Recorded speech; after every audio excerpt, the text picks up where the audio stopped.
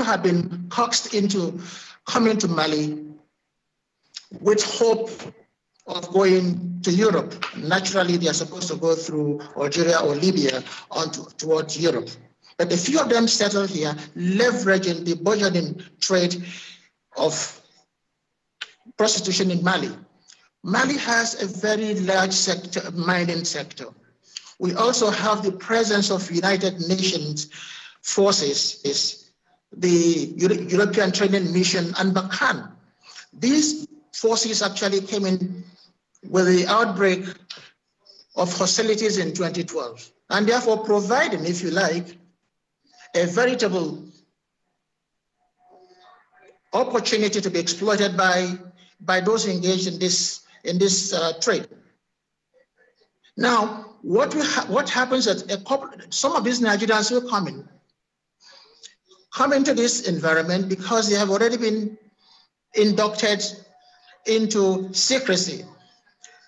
They are threatened by their minders that if they go, they can be killed. And indeed, some of them have been killed. Some of them are frightened with the use of local, if you like, juju, that if you try to go, we're going to kill you. They have gone ahead to retain some body parts, hairs, personal wares, inner wares, to threaten these people. So they are holding them in bondage. Now, the only way to get these people out is to be able to sift between those who are willing to stay, because if somebody wants to participate here as a prostitute, you can force her back, and those who are held in bondage. And it's only the government authorities that can do that. And how do they do that? You have to incentivize the process. If we have a government-to-government agreement, it will enable the security authorities to access these areas, to then be able to sift, find out those who are being held against their will and those who want to return. Of course, that is beyond having other measures we are going to do to stem this flow from Nigeria. Ambassador Ken Nwachukwu, apparently you didn't get Kingsley right. He was referring to some other forms of slavery in Mali. We've been laying so much emphasis on sex trade. What are some of the other things that you have these young Nigerians involved in Mali?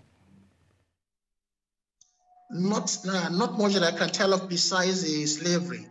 These are ladies and all that, but we don't have any other reports of what other things they are doing. All right, Ambassador Ken Nwachukwu, let's pause you and let's pause you, Ambassador Nwachukwu, and we will return to you once we get to get the views of our other guests who are with us.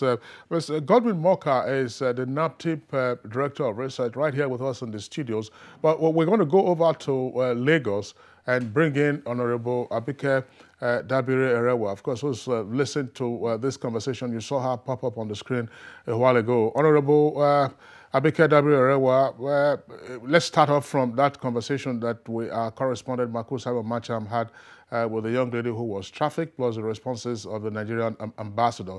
This would appear to be all too familiar, that Nigerians who get trafficked virtually are on their own, and perhaps just only an infinitesimal figure get to be salvaged from the slavery they are in perhaps the rarest of circumstances. What are your thoughts? Yeah, absolutely pathetic, sad, and we're talking about underage children. And I've always been in communication with His Excellency the Ambassador, and I want to say that they're doing quite a lot there, and it's huge. I believe at this stage, and like you heard the Ambassador say, you need state-to-state intervention. Now, there are those who know they're going into prostitution.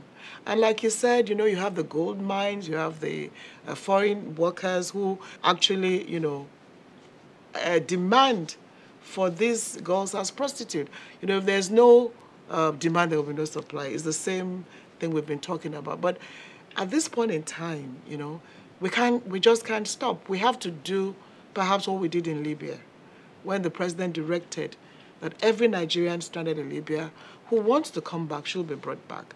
The embassy brings back on a regular basis quite some number. The ambassador will tell us the figures, I think between 20, 30 or so, or virtually on a regular basis, as again those who are in trouble want to come